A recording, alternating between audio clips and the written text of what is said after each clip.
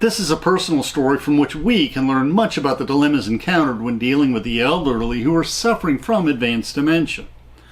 I was not very popular when I halted the foreclosure for unpaid condominium maintenance fees of a destitute owner who had advanced dementia who was taken advantage of by a much younger alcoholic girlfriend until a court could appoint him a guardian to find him a place to stay and to sell his unit and pay off the fees in due course. His demented behavior had totally alienated him from many in our community, and they felt little pity towards his condition. Now, Alzheimer's disease is the main type of dementia, and there are other types also. And there's no need to name my community. This is an action that would have been taken by many over 55 communities who really do not know how to deal with owners who are suffering from advanced dementia. They think that their unacceptable demented behavior is their fault, and they feel no pity.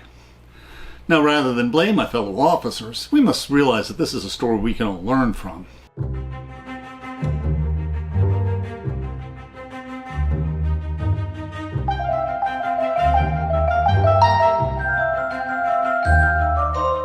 Rotary has historically supported the Alzheimer's Association and funded research for Alzheimer's and dementia both locally and nationally.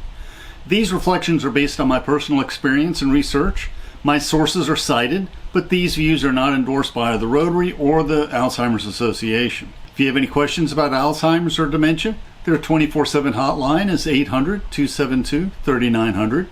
If you wish to visit our South Florida Rotary Club, please refer to the YouTube description for more information. Please, we welcome interesting questions in the comments. Let us learn and reflect together. Most of this talk is from personal experience, but we will discuss available resources at the end of this video.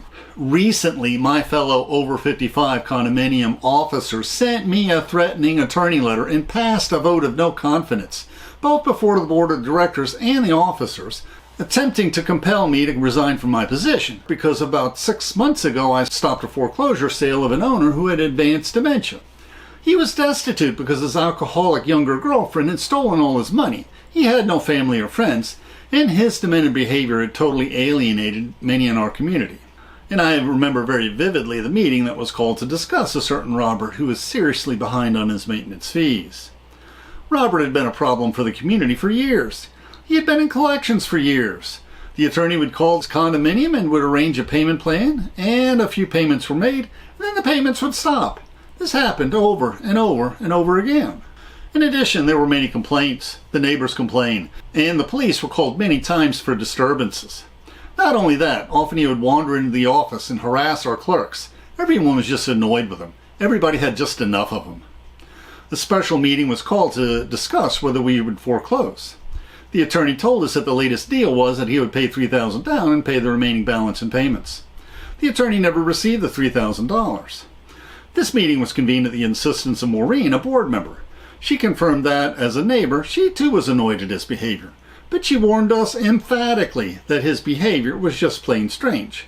He was just not well, and she pleaded with us not to initiate the foreclosure proceedings. However, we did take a vote to initiate the foreclosure. And this is a painting of an insane asylum long before the time of Freud, when people didn't understand it. And social alienation was one of the main themes of Goya's masterpieces, such as The Madhouse, painted in 1819. And this social alienation is part of dementia today. We want to blame the demented for their unacceptable behavior. Now, listening to Maureen, I just had a very bad feeling about this, and also a feeling of discordance. The complaints about his harassing behavior were very real and credible, but Doreen's description sounded to my untrained ear to resemble dementia. But that didn't make any sense either, because who was the attorney negotiating with?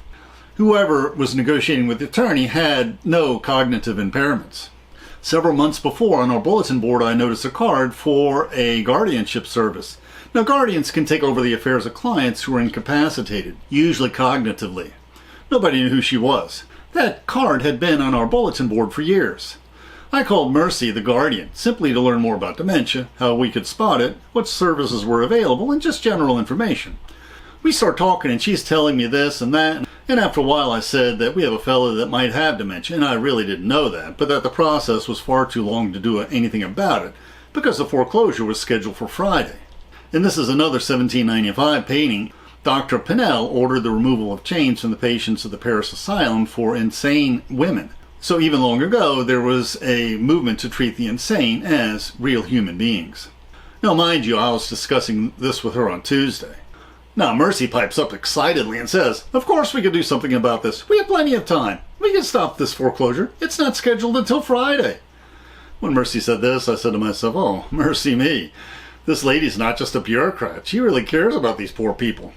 But the vote was so certain that I knew it would be futile to get my fellow officers to change their mind because the foreclosure's Friday. So how can I buy time? Wednesday morning, before the foreclosure, on my own, on my personal email, personally, not as an officer, I offered the $3,000 to stave off the foreclosure. Once that happened and the foreclosure was halted, we could figure out what to do. Now, I had never met Robert, so Mercy would meet me at Robert's condominium to assess the situation. We both arrive at his door Wednesday afternoon and we knock on the door. Nothing. No answer. We knock again. Again, no answer. What to do now? Maybe Robert's wandering around. Where could Robert be? But finally, Robert opens the door, and sweet Mercy talks him into letting us in, and she's just trying to talk to him. After talking for just a few minutes, we realize he has no idea that he owes maintenance fees. He has no idea that he's facing foreclosure. He literally doesn't even know the name of the month. Advanced dementia, loony as a tune, and that was Mercy's diagnosis. Clearly, there was nobody for me to negotiate with, because Robert cannot enter into any legal agreements. He needs a guardian, and that takes a court hearing. Now, Mercy's a professional. She knew what she was doing. She starts looking around. The refrigerator is nearly empty, but there are some food containers laying around. The neighbors have been feeding him. So I go to Burger King and buy him his dinner. We looked in the association records. We look for numbers to call. We find no clue of any relatives we can contact.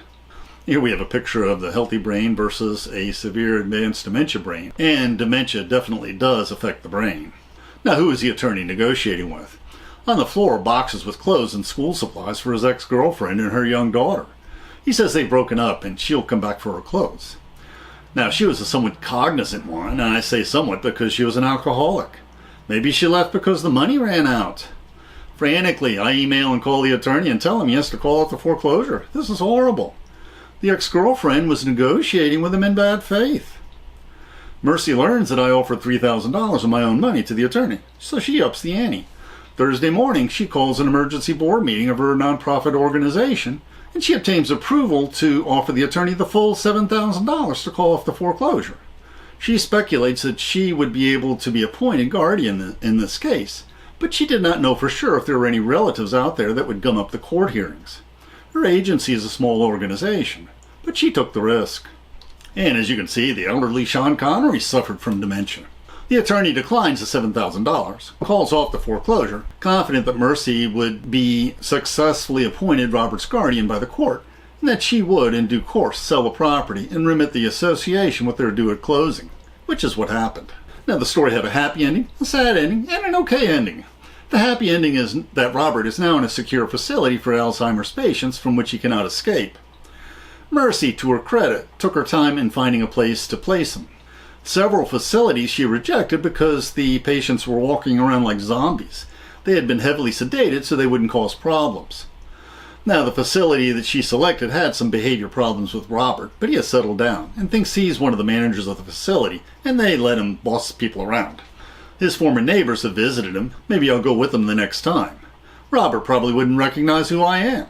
He definitely has no idea what I went through to ensure that he is now in a good place. All he knows is that now he's in his new happy home. And the sad ending is that the girlfriend died from alcoholism several months ago.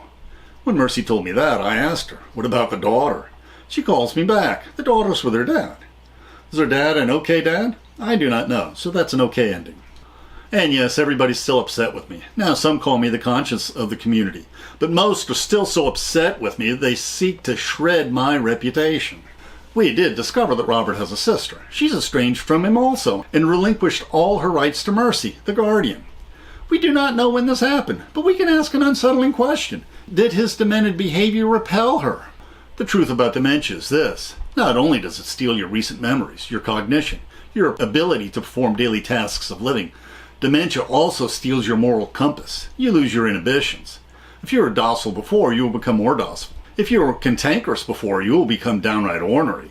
If you had thought inappropriate thoughts, you may be more likely to act out on these dark thoughts. Those suffering from dementia can't really control their actions.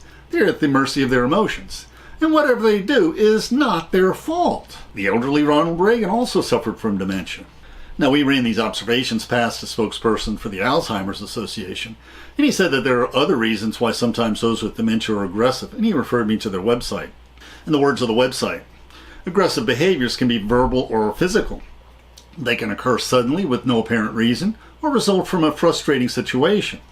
While aggression can be hard to cope with, understanding that the person with Alzheimer's or dementia is not acting this way on purpose can help. Now, why are Alzheimer's patients often aggressive? They are incapable of taking care of themselves. They could be suffering and don't know why. Perhaps they're not eating or drinking right. Maybe they have a urinary tract infection. Maybe they're in pain. Maybe they're sleep deprived. Maybe loud noises or commotion is upsetting them. And some patients get upset when the sun goes down. The Alzheimer's website discusses how caretakers can deal with this. Now, one fact is true. Their demented behavior is not their fault. And what are the odds of developing dementia? Over 65, 1 in 14. Over 80, 1 in 6. Average of 7% over 65. That means for every 100 people over 65, 7 will develop dementia. And that leads to an uncomfortable question. Out of the roughly 30 people active on our condominium board or our officers, or the roughly 30 residents in our buildings, who among you will be the 2 who will go mad? If you have no friends, no family, would you hope that there would be strangers willing to look after your best interest? And keep in mind, if you have friends now, you may drive them away by your dementia. What are the lessons we can learn from our discussion of the case of Robert's foreclosure? First, we should be very reluctant to foreclose on someone whom we suspect may have dementia. I would like to point out that one of the first warning signs of dementia is an inability to manage your personal finances. Everybody knows. The police know this. The social agencies know this. And now you know this. Before we send someone to foreclosure, a few weeks prior, you can simply call the police and ask them to perform a wellness check. And we must tell them that they have not been paying their fees and we're considering foreclosure. Now, the very word foreclosure will set off warning bells. These warning bells will greatly increase the chance that the social welfare agencies will become involved in the case to resolve the situation, and indeed will provide them with the leverage they need to get involved and resolve it. And the elderly Rita Hayworth suffered from dementia, and the publicity around her diagnosis helped the Alzheimer's Association get started. Now, I live in Florida, a former Confederate state with no income tax, where the social safety net is threadbare. Like it or not, the police are tasked with doing welfare checks, and many of them take this role seriously. Unfortunately, demented behavior is often antisocial behavior, and sometimes they do not notice the underlying dementia. Now, I often say this as a joke, but I always mean it to be true, that if any elderly person is very irritable towards you, you can never exclude the possibility that they may be showing early forms of dementia. This is very true, and we've instructed the office staff to keep the property managers and others informed when a resident is exceptionally rude to them for this very reason. And dementia is a creeping disease. Now, what happens when the homeless or alcoholics marry the demented? We were lucky in Robert's case in one respect, and Robert was lucky because his girlfriend never talked him into marrying her. There was another situation that I was not involved with that the police told me about, where there was an elderly lady with dementia who was preyed upon by a homeless individual who persuaded her that he was in love with her. When the police caught wind of it and tried to get him thrown out, he immediately went down to the courthouse and married her. He was then untouchable, and he next had a grand time at the Hard Rock Cafe when he gambled away all of her money in one evening. The police could do nothing about it because he was her husband. How should we proactively intervene? You should intervene as soon as possible. The family members must keep in touch with their elderly parents and grandparents and be assertive in setting up a guardianship with them as guardians sooner rather than later. And we'll discuss the legal aspects of this in a later lecture. If you are not assertive, then you run the risk of a social parasite, a much younger alcoholic or homeless person or never-do-well, who will pander to them, and if they're married, you are often helpless to stop the pilfering of their assets. Now, for our community, we only collect emergency contact information when the owner purchases the unit. And decades later, when we need to review this information, often the files are lost, or all the phone numbers have been disconnected. Every decade or so, this emergency contact information must be updated so everyone knows who to call. And I might add, if you have emergency contact information, please put it on your refrigerator or put it on the back of your door so people can find it if you have a medical emergency. And the elderly Peter Falk of Colombo fame suffered from dementia. Be alert, and if someone over 70 or sometimes younger behaves in grotesquely inappropriate behaviors, If they are threatening or indecent, you just cannot rule out dementia. You must remember, there are brain scans and other tests that doctors can run to confirm the existence of dementia in the elderly who appear to be misbehaving and are an irritation to the community.